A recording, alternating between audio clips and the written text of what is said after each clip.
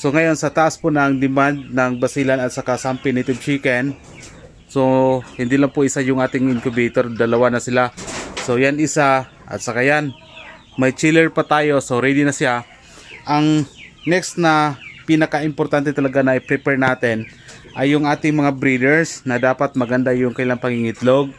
So ngayon, meron tayong nakita online, isang egg booster, egg booster para painumin natin yung ating mga breeders. Ayan, maya maya. So yan, bigyan natin sila ng egg booster.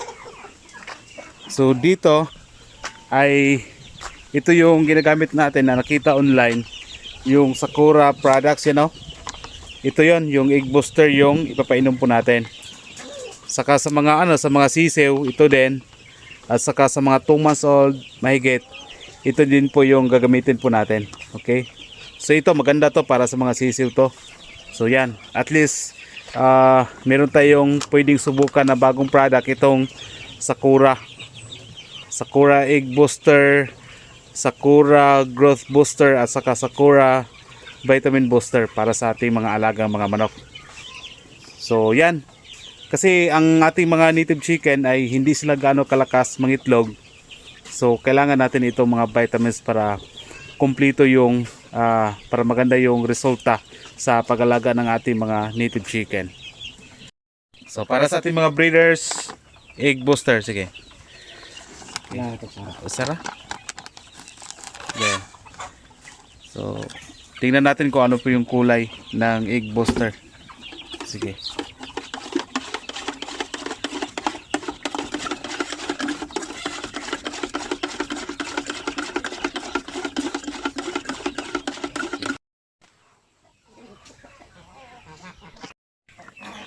So yun nga, yung ating mga native chicken ay hindi siya pareho sa mga heritage chicken na araw-araw silang nangingitlog.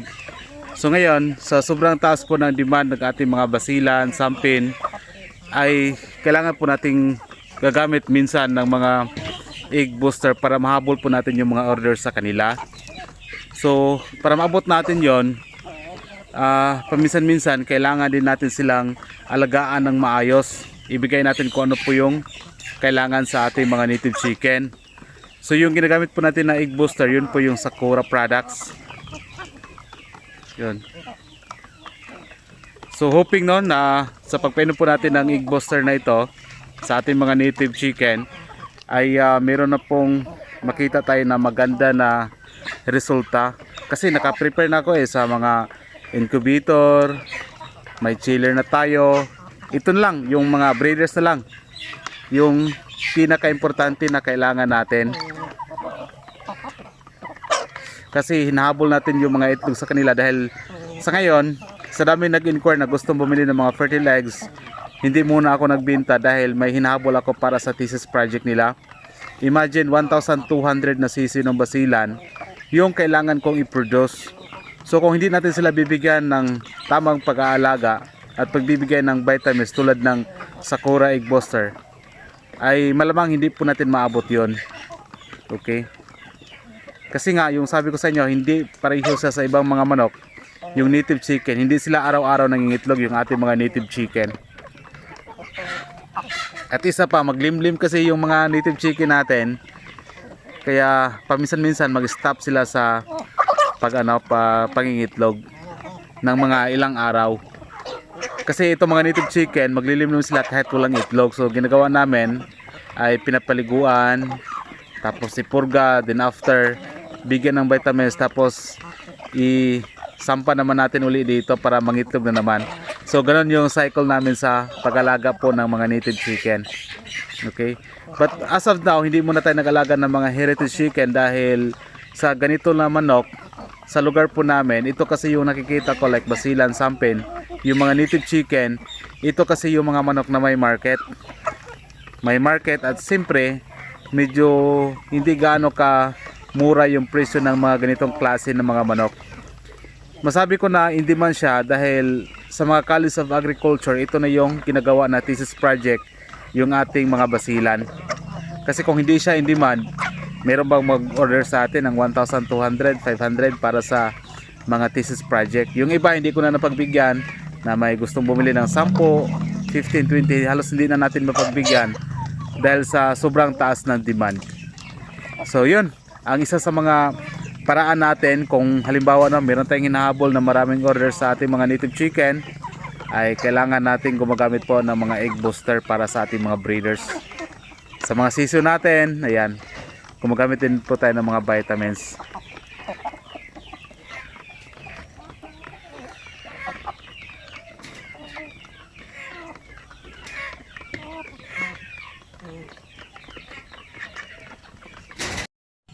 So ngayon naman, vitamins para sa ating 2 months old mahigit na mga sampin. Okay, sige.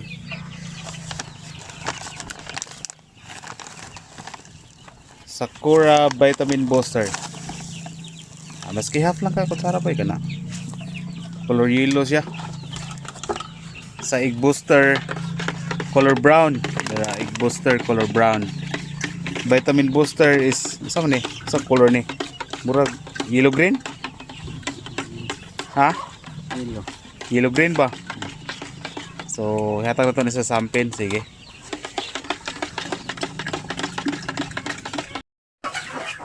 Yo, tanaway lang mga ulo boya.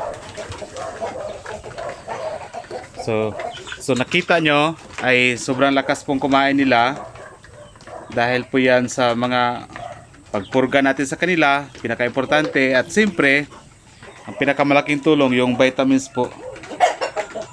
Yan.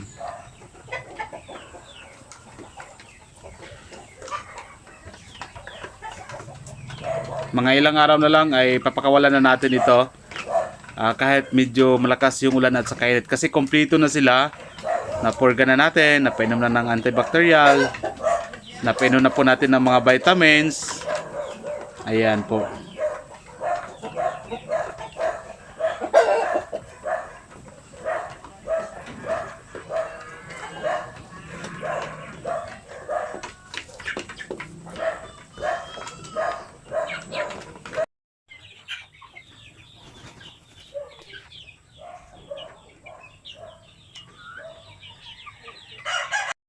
So yan mga ilang weeks lang, pero ngayon malaki na sila, mag 1 kilo na siguro yan. Mga sampin natin, mabilis lang lumaki Yan, yung iba kung itimbang natin may mga malapit na dito mag 1 kilo. Meron na ding mag 1 kilo ganyan. So mabilis lang lumaki yung ating mga sampin kapag alagaan natin sila ng tama.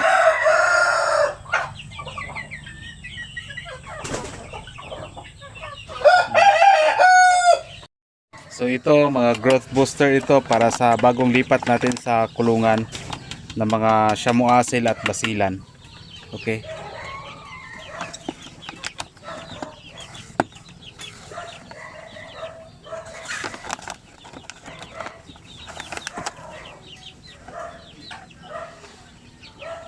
Sige go.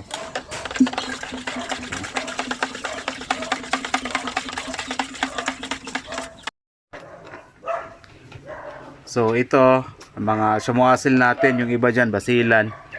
Mga bago lang natin to sila nilagay dito. So painom tayo ng growth booster sa ganito mga manok para sa ganun ay mas mabilis silang lumaki.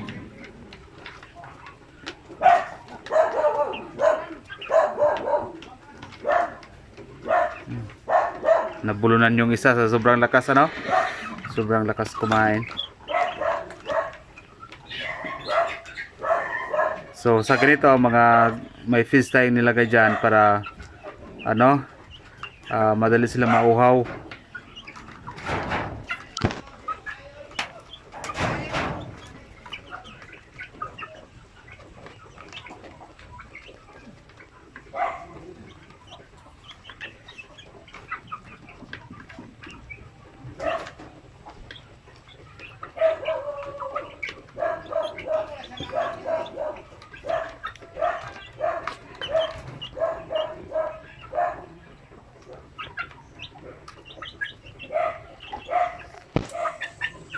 So gagamitan natin sila ng mga vitamins para mas mabilis silang lumaki.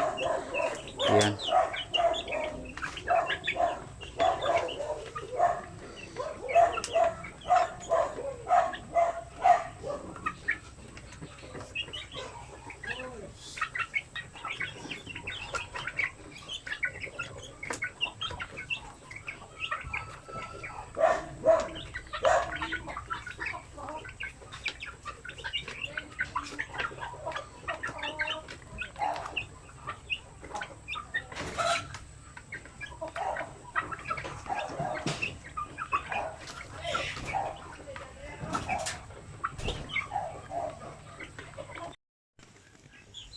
So yan o, gusto pala nila nitong mga vitamins o.